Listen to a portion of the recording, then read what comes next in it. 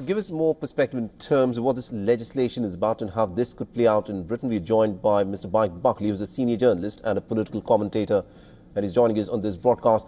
Mr. Buckley, considering as to how controversial this legislation has been, and it has now passed through the House of Commons, but it will be some time before it can be implemented.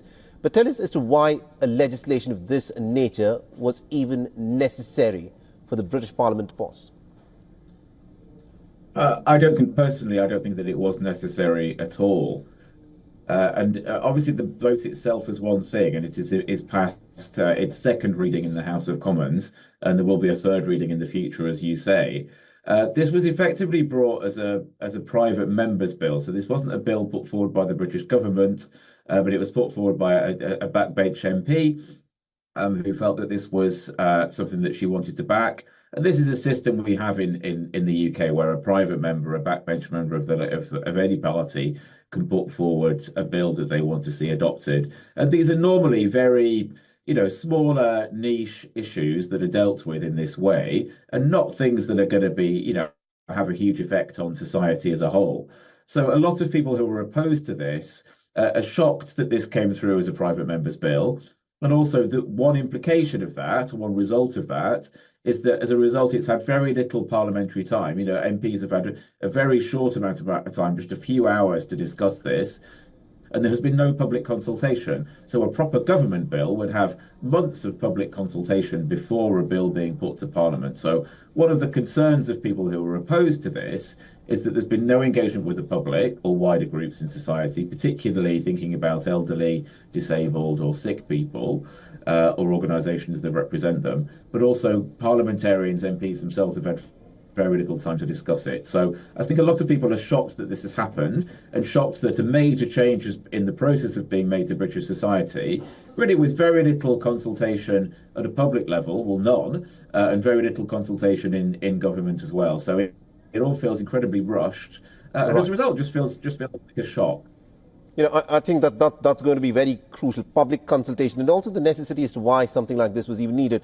Now, for people not familiar with how the British political system works, this bill has now gone through the House of Commons. It also has to go through the House of Lords.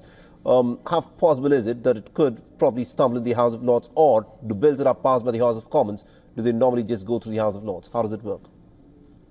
Well, it may well, and indeed, I mean, like the US, most people would understand American politics. So there they have obviously the president, and they have two houses of Congress. So the lower house with congressmen and the Senate as well. So in the UK, we have a prime minister who sits in the equivalent of Congress, so the House of Commons. So they're MPs that people vote for, and then our upper chamber, the senior chamber, is called the House of Lords. And people are not elected there; they are appointed. Right. So there's 600 of them. There's a lot of people in the House of Lords.